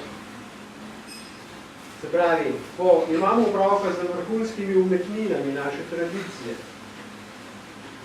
smo rekli, da gre za upodobitve nekih življenjskih praks, kot jih je videl umetnik, upodobitve, za katere smo videli, da so pogosto zelo kritične do življenja, kakršno se je oblikovalo v določenem času in prostoru.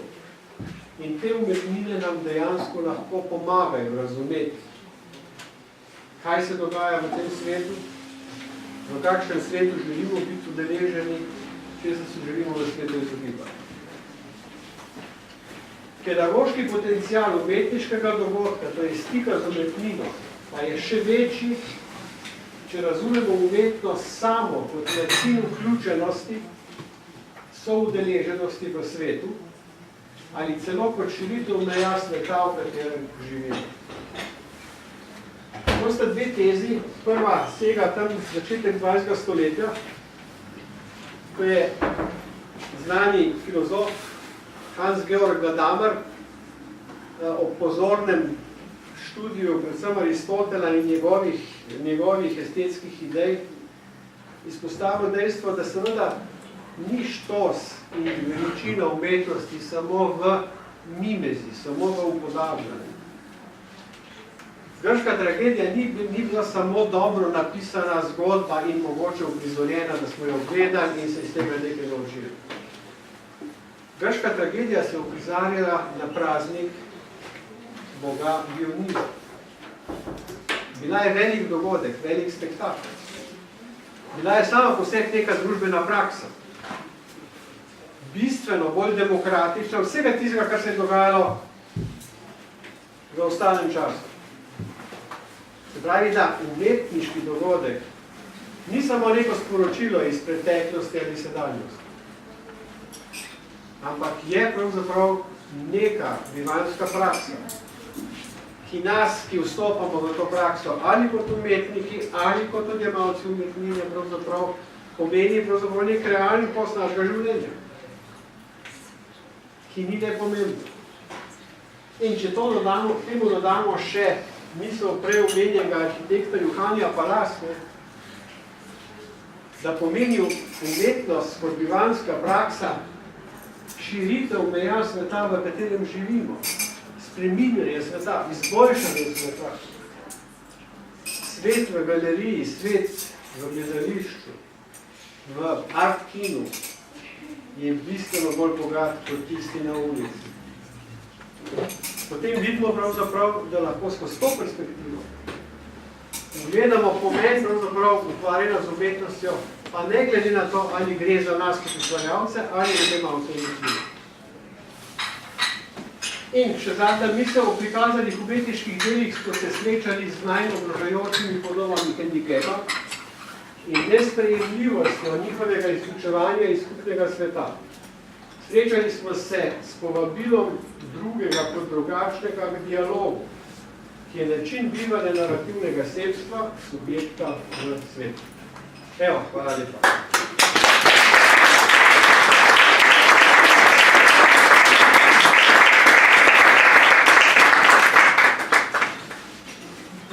Seveda še tukaj z veseljem še kakšno rečemo, če imate kakšno idejo, željo po pogovoru, komentar, odziv na kakšno provokacijo.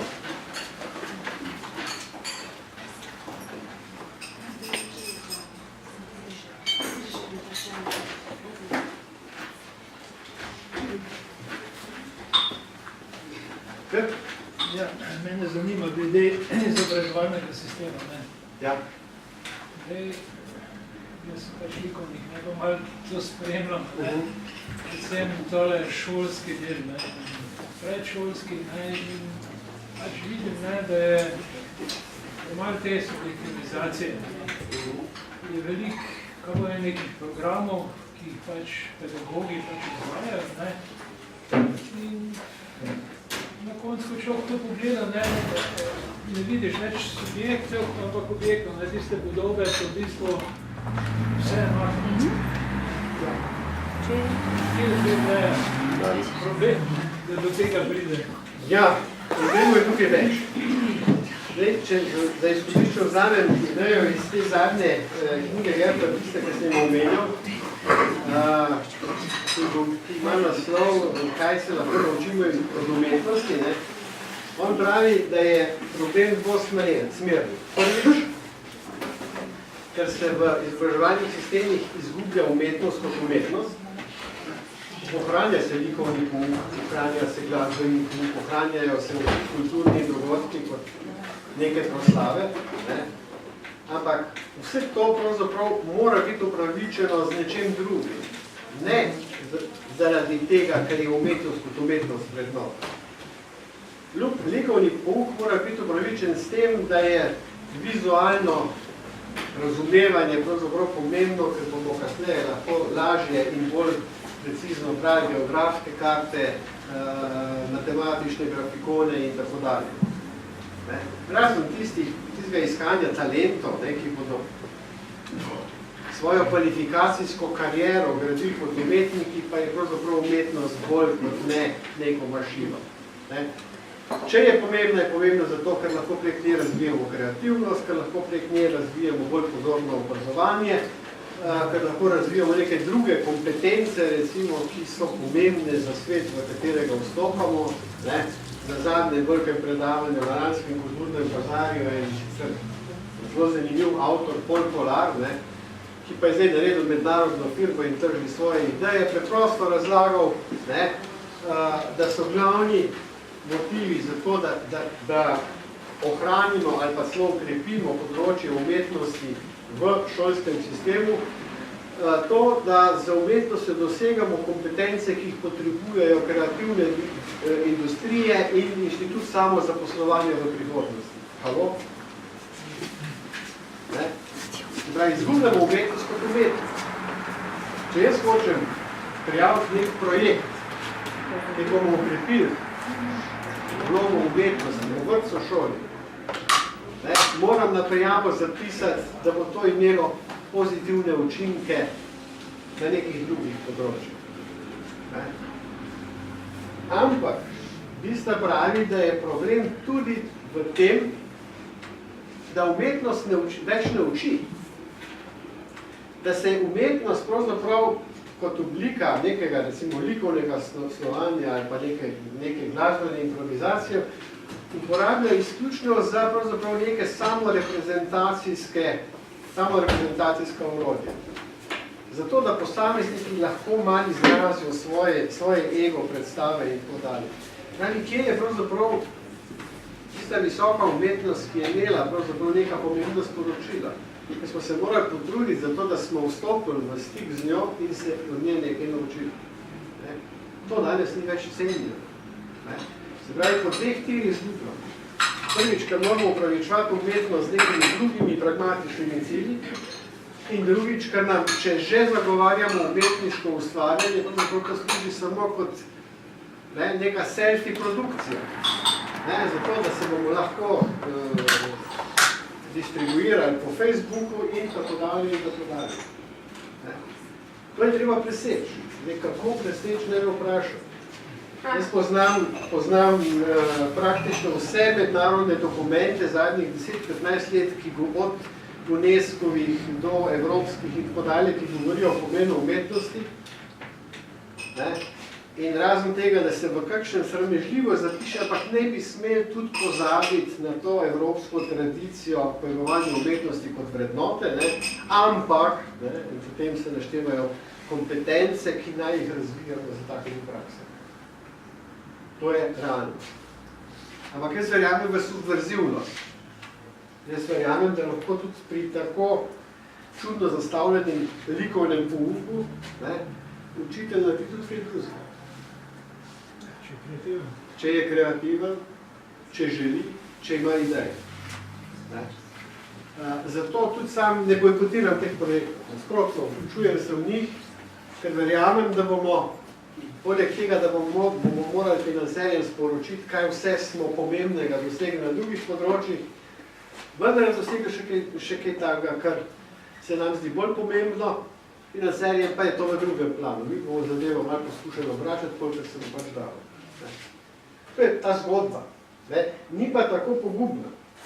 Bistveno sicer zapiše, če bo šel ta besednjak v smislu uporabne vrednosti umetnosti v to smer, bo umetnost v šolah kmalu crkla. Ker tehnologija bo izumila cenejše in hitrejše načine za razvoj teh kompetenc, ki jih danes pravzaprav razvijamo s pomočjo recimo likovnega izražanja, glasbenega izražanja in tako dalje. Tako da ta pozicija je nevarna. Ampak zaenkrat upam trditi, da ta strah še ni prisoten. To, da umetniške predmete rabimo v šolah, je samoumevno. Včasih postaja samoumevno, da je dobro pravzaprav druge učne vsebine povezati z umetnostjo, da se je dobro recimo zgodovine učiti iz slik, kot smo videli, ali pa iz kakšne druge umetnosti, da lahko različne drugoslovne vsebine obdelujemo s pomočjo pravzaprav kritičnih umetnin, da celo pravzaprav uprizarjanje, utelešenje, če že hočete, določenih naravoslovnih procesov z lastno fizično aktivnostjo, predstavlja boljši način za globje razumevanje vsebin. Ko se torej določeni naravoslovni koncepti in pojavi pravzaprav poskušajo s pomočjo umetniškega izraza pravzaprav uprizoriti in s tem doseči, da tisti, ki jim je to abstraktno mišljenje malo bolj oddaljeno, to lažje dojame. Da pa ne rečem seveda, da v zgodnem otroštvu, ko je ta matematična, formalno-logična in tudi besedna inteligenca še nekoliko šibkejša, da so pravzaprav umetniški izrazi način, kako otrok lahko razvija svoje ideje, testira, ali so pravilne, jih izraža drugemu, bistveno bolj kompletno, kot pravzaprav je to sposoben v besedni obliki in tako dalje. To o tem pravzaprav imamo evidentne dokaze že 50 let. Zato imamo zdaj tako prazne galerije pa vrhunske umetniške predstave, recimo filme in tako naprej. No, slika ni tako pogubna. Recimo, Kinodvor v Ljubljani velja za enega najbolj posebnih, najbolj obiskanih art kino v Evropi. Nosilca evropskih nagrad. To je neverjetno. Če bi pogledali, kakšen je recimo njihov program za otroke in mladostnike, bi rekli, to je fenomenalno. Kome dohajajo, kome izhajajo pravzaprav zadostiti vsem potrebam in željam. Trenutno se ta program pravzaprav širi po celi Sloveniji preko art kino mreže. To ne pomeni samo možnost v drugih krajih gledati kvalitetne filme. Pomeni tudi spremljanje program, vodene pogovore, druge delavnice in tako dalje. To je recimo primer nekega medija, ki je danes v vzponu, ki ponuja pravzaprav močno alternativo recimo hollywoodski produkciji in takrat, ko multipleksi crkujejo, pravzaprav art kino mreže začenja cveteti, kar je super. Ne bom rekel, da se isto dogaja v muzejih, galerijah, ampak zanimivo je, zdaj pač začenjamo poganjati en projekt, katerega namen je povezati pravzaprav v lokalnih sredinah kulturno-umetniške institucije in prosvetne institucije. In interes je oboje stranski. Kulturno-umetniške institucije bi s tem pravzaprav opozorile nase, dobile pravzaprav nove ciljne publike, in hkrati bi s svojim programom, pa z umetniki, ki z njimi sodelujo, ki lahko obogatili pravzaprav pedagoške programe. Ideja je pravzaprav, da nek, rečemo temu, akademsko izobražen učitelj umetnosti, ki sam ni umetnik, ne more nadomestiti vloge umetnika v pedagoškem procesu. Ne bom rekel, da noben učitelj likovnega snovanja sam ni umetnik, ni pa to samo umevno. Ko pa govorimo o tem, da bi šola sodelovala, kaj s koreografom, plesalcem, vrhunskim glasbenikom in tako dalje, pa pravzaprav vidimo, da tukaj teh praks preprosto ni. Da se pojavi kakšna približna točka nečesa, nekaj proslavi, medtem ko pravzaprav prostodostniki nimajo možnosti vstopiti v te medije in se preizkusiti v njih, se naučiti pravzaprav nekega bolj intenzivnega doživljanja. In tega navdušenja, da nekdo, ki je nekaj prebral umetnosti in uči o tem, kdaj je kakšna umetnina nastala, v katero umetniško smer jo moramo umestiti in kaj to pomeni v teoretskem smislu. To so podatki, ki so za splošno izobrazbo čisto dobrodošli. Ampak to ni tisto, o čem govorimo. Govorimo o vzgoji preko umetniškega doživetja. Doživetja, ki ga izkusimo ali kot ustvarjalci, ali kot odjemalci umetnine. In to je treba vrniti v šolo. In na tem se zdaj trudimo, da bi ta most postavil, da pride čim več umetnikov, še posebej iz tistih področji, recimo, ki trenutno v šolskih programih niso zastopali, in da začnejo delovati pravzaprav v šolah, delno v kombinaciji, recimo, z učitelji drugih šolskih predmetov, delno pravzaprav kot samostojni ustvarjalci, ki pripravljajo neke kulturne dogodke, ali delavnice. Seveda imamo pa v mislih tudi eno bolj radikalno obliko, ki smo jo prvič predstavili ene preteklih projektov, in to je res nekaj, kar se mi dal, če bi obstajalo Nobelovo nagrado za umetnost. To je ustanovitev po vzoru šole v naravi, šole v kulturi. Ker se manjša skupina učencev iz manjših krajev za 2 do 3 dni prestavi v kulturno središče in je v 3 dneh deležna celotne ponudbe, predvsem teh sodobnih umetnosti in delavnic, ki jih izvajajo aktualni vrhunski umetniki. To je oblika doživetja, ki je nenadomestljiva. Ker vsi ti dogodki nimajo nobenega postranskega cilja. Ker je edini namen v tem, da če dam primerjavo recimo z poukom tujega jezika, tako kot obstaja pri pouku tujega jezika jezikovna kopel, ko otroka vržemo v neko okolje, ker je prisiljen skomunicirati v jeziku, ki ga ne pozna, in temu lahko rekel kulturna kopel. Ko se nekdo znajde zbombardiran z informacijami, ki jih sprejema preko različnih umetnosti. Kdaj bo to postalo del pravzaprav nekega uveljavljenega šolskega sistema, ne me vprašati. Upam, da ja. Delali bomo na tem, da bomo to obliko reklamirali. V prihodnje nameravamo tudi več napora vložiti v to, da bi najprej učitelji šli skozi ta program. To je zdajšnja ideja, da učitelji vidijo na lastni koži, kaj pomeni izkusiti tako intenzivno umetniško izkušnjo, ker jo bodo potem začeli ponujati svojim otrokom. Kdo pa je to vaše vrhunske umetnik, recimo, kako bi ga vi interpretirali? Smo ga ne bi poskušali, jaz se s tem ne ukvarjam. Mislim, da na vsakem področju obstajajo tisti, ki pač področje obvladajo. Jaz lahko rečem, da nekatera področja ustvarjanja poznam malo bolje in si lahko malo bolj ustvarim nek vtis o tem, kaj pomeni vrhunska umetnina. Zame je pravzaprav tisto, kar je generalno potrebno v zvezi s tem povedati nečlo.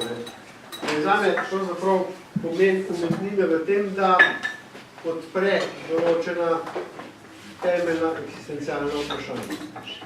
Ni prvotno vprašanje, pravzaprav kakšne odgovore bo ponudila, ampak ali bo naslovila pravo vprašanje. In da ta vprašanje naslovi tako, da nas pretrese.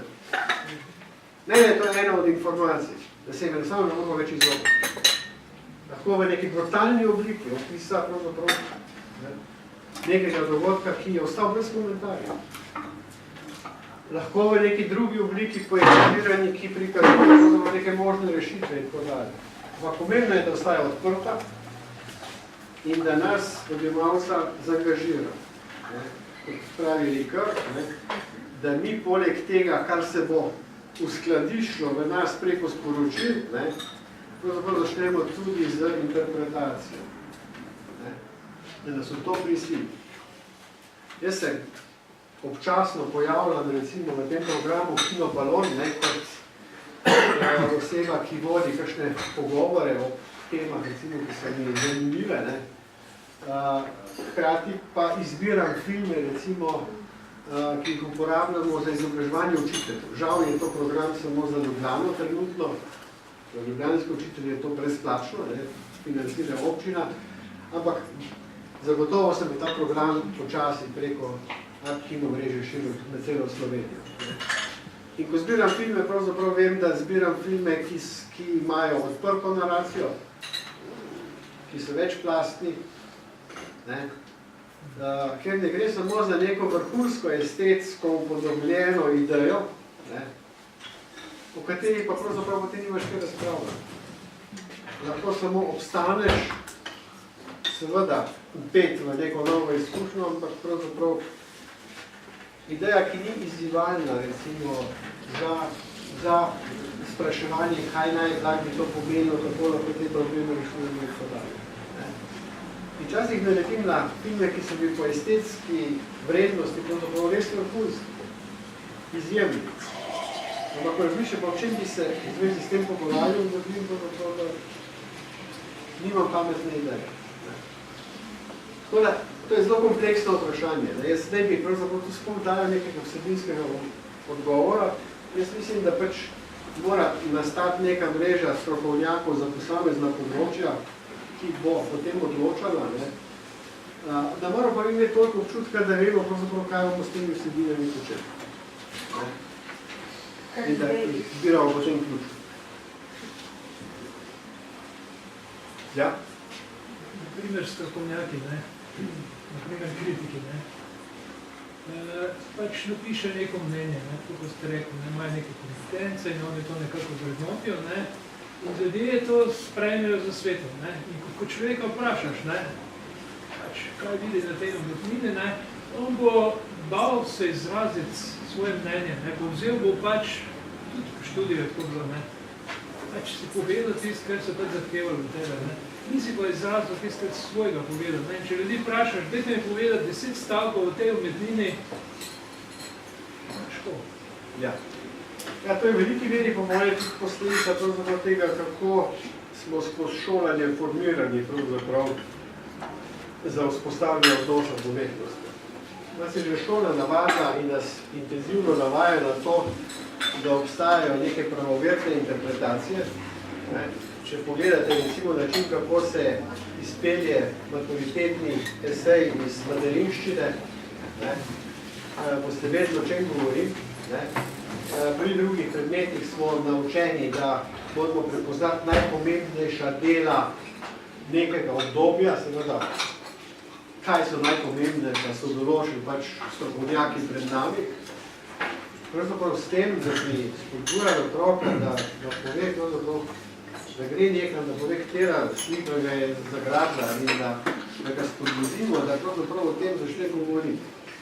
Da to, kar se v njem dogaja, mogoče sam izrazi v nekem drugem mestu. Tega praktično ni.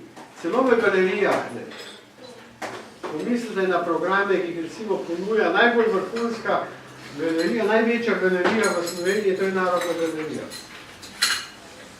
Ja, tam pa pridejo otroke, pa jim dajo neke delovne liste, da hitijo otroke in kot detektivi iščejo neke detajle, da je zabavno, da je super, pred nobeno sliko se ne bodo ustavili in si vzeli časa, da pismo tiskove je to všeč, pa te vse tukaj. Pa glej, točno tako. Če to delajo v največji instituciji, ki ima tudi pedagoški značaj, potem se lahko predstavljate, da situacija ni rožna. Ampak hkrati imate pa manjše prostore, ki razvijajo alternativne prakse. Skratka, to, kar vam jaz razlagam, ni nikjer prepovedano. Gre za pomanjkanje idej, pomanjkanje razmišljanja o tem, kaj s temi vsebinami narediti. Marsikaj od tega se da narediti. To je hvala poguma, ne? Kaj poguma, kaj pa jaz bom rekel pravzaprav nekaj drugega. Učitelj, ki hoče pravzaprav, da mu je v poklicu, ki ni ne vem kako splošno cenjen in da ni ne vem kako finančno nagrajen, vsaj malo uživati, potem naj začne delati nekaj, kar je zanimivo. In če boste delali na tak način, se boste učitelji začeli imeti zelo fajn. To ni šablona. To so nenehni izzivi. To nikoli ne vemo pravzaprav, kaj bomo dobili. Povedno znova presenečenje. In na koncu boste ugotovili pravzaprav, da bodo tudi učinki taki, ki jih zaznavate, bodo res napravili. Kako če ne vsi, ne bodo vsi do tega pristopa. Ampak nobene stvari vsi ne kupijo. Če šam iz svojih sebičnih interesov pogledate, boste ugotovili pravzaprav, da so dostali.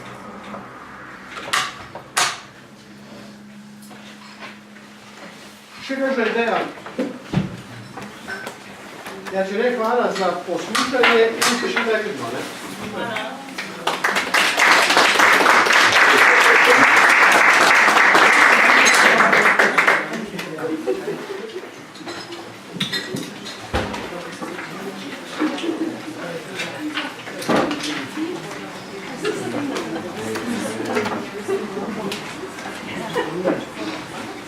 Hvala za odlične fotografije. Upam, da bo se nadaljevalo.